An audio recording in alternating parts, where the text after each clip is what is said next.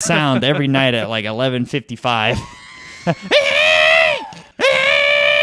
It's Oh my God. Worst interview you've ever had? Ooh. I think the worst interview. Do you need time to think about it? Yeah. Okay. I think for me, my worst interview that I've ever had, it was just one question that threw the whole interview off. So I was applying. I can say it now because this company is like, I don't know, basically under the rubble. I don't hear about it much. It was Zappos. My cousin had got me an interview because she worked there for a while. It was a dope place, man. I actually really liked it because it was this giant building. It actually used to be, if I'm not mistaken, it was like a former jailhouse building. Oh, okay. So they had a huge downstairs that they converted into like, because it's shoes. I think it's shoes and like clothes and stuff. That's what Zappos is. They had rooms specifically. You go in there just to pass out. Multiple rooms like that.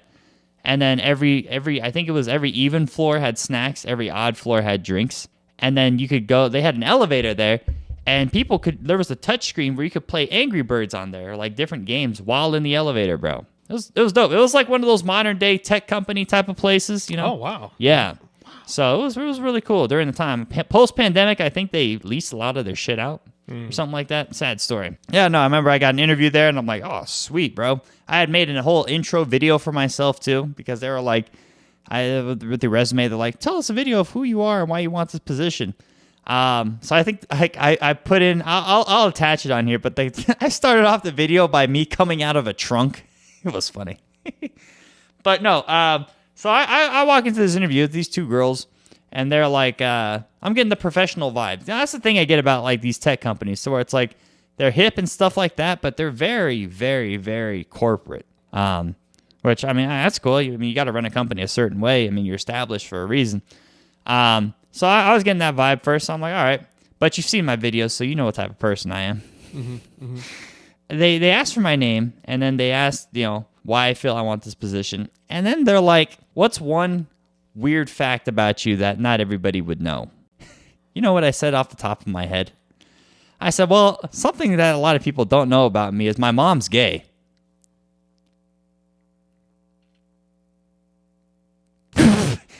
I said that with a straight fucking face. The pause was awful. I don't know why I said it. It was the first thing that came to my head. And they're like, wow. Okay, nice. Needless to say, I didn't get the fucking job.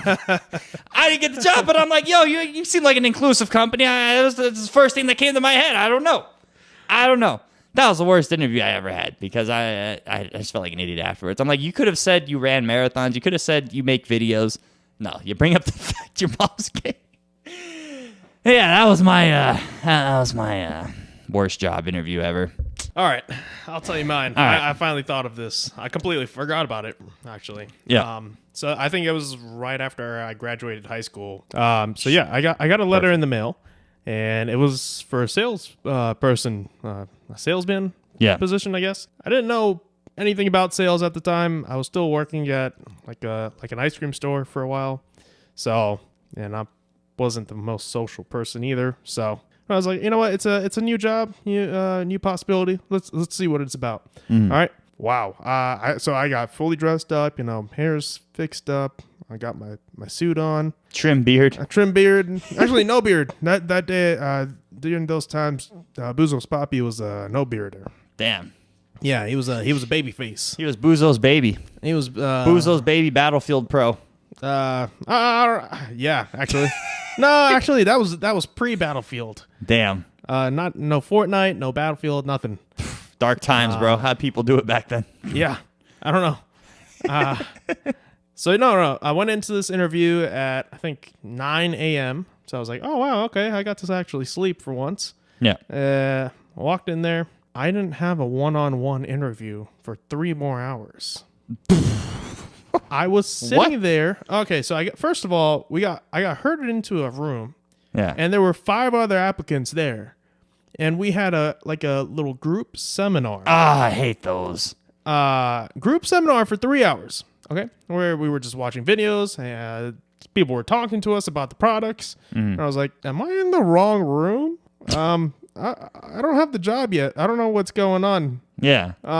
So and then after a while we were sitting there. The guy who's leading the meeting starts telling us to go around the room, introduce yourself, tell us a little bit about yourself. Like, what sort of meeting is this? Yeah. And then we had a lunch break. Yeah, you're working a full ass shift on this interview, my guy.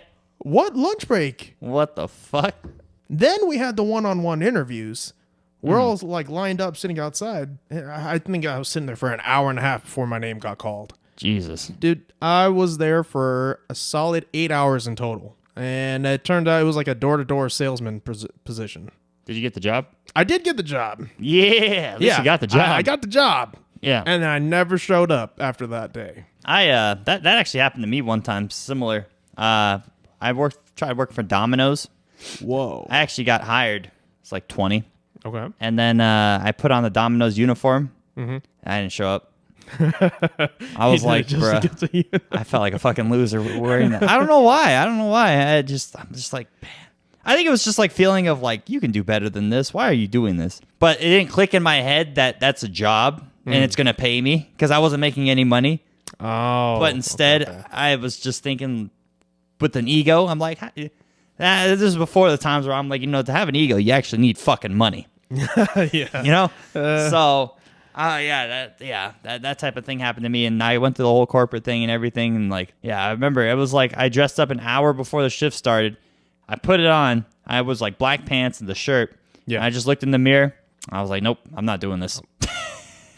And I think I still have I don't know. I think it probably got lost in all the times I've moved, but I had that polo for a bit. I was like, man, this would be cool using a skit, but I have to block out the fucking thing. Oh. Yeah. Oh, bro, you could have worn it downtown. Halloween costume. I'll be a Domino's driver for Halloween. Yeah, man. That's shotgunning beers everywhere. That's what I'm going to wear next time we hit the club, bro. I'm just going to fucking walk around in the Domino's polo, bro. You wear that, I'll wear this. We'll be set. Bro, we're going to get kicked out of that fucking club and probably arrested. We're not going to make it in. What are you talking about? They're going to be like, yeah, the homeless tents are down that way, assholes. Get to stepping. Because they see you in that shit, they're going to think you're homeless, bro. Yoo-hoo! Oh, my God. I was going to say trans something. I want to divert to well, that was weird segment. Segue. That was the word I was thinking of. Sorry, guys. I did not drink my Celsius this morning. We are filming this as of fucking 10:26 in the morning. Whew, man, this is wild. But hey, you're hyped up on 300 milligrams of caffeine. You'll look more awake than us. It's running out. Right? You look like a grown ass man child who just got gifted like a World of Warcraft 3-year pass. On Christmas Day, bro. Hey, make a RuneScape and we're golden. Yoo-hoo!